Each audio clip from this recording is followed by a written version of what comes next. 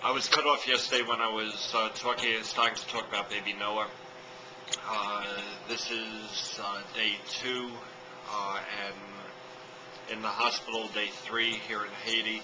Last night, just as we were about to leave the hospital, this baby came in. The situation was, from what I understand, is that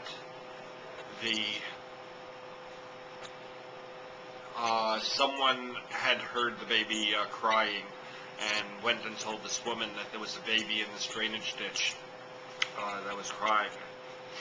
And the woman, who actually was a previous former employee of the hospital, she ran the cafeteria at this hospital up until the earthquake.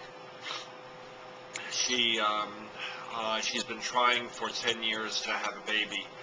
She actually, I understand, had tried in vitro fertilization several times, and so she ran and grabbed the baby, and the baby was barely moving, barely crying, barely arousable. They brought the baby here to the hospital, and for about an hour they worked on the baby, and they finally got a scalp line in, and they poured in fluids. Now the woman would not leave the baby's side the entire time, and she saw how much fluid they were pouring into the baby, and so she said, we need to call the baby Baby Noah because of the floods and the rains that happened with the Noah story. So the baby got the name Baby Noah. By an hour and a half later, the baby was able to, was crying better, was able to suck and to drink some formula. We still were running in fluids into the baby. I think that the baby over about 2 hours got about a liter and a half of fluid. It was so dehydrated. We have no idea how long the baby was in the drainage ditch, why the baby was in the drainage ditch.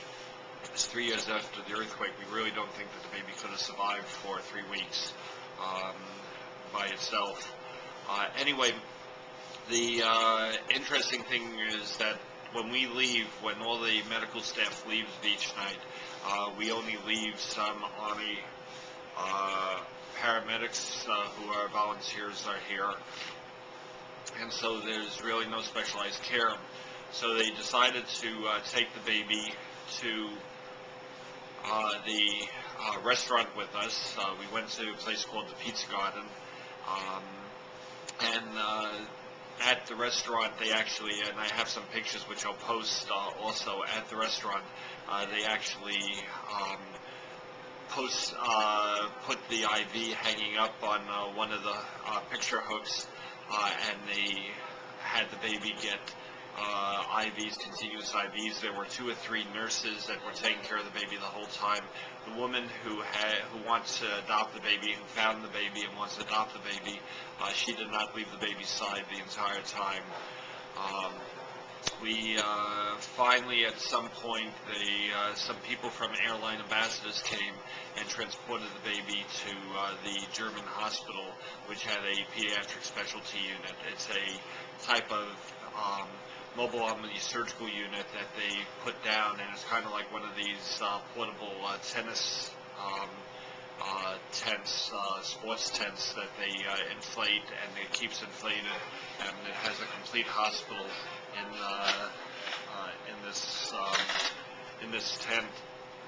Anyway, they transported the baby to that German hospital, and then I found out the next day that the baby was doing great. As a matter of fact, they were ultimately able to stop the IV and just give the baby formula, and the baby's thriving and doing well and does not seem to have any other medical conditions, and the woman has stayed with the baby the entire time.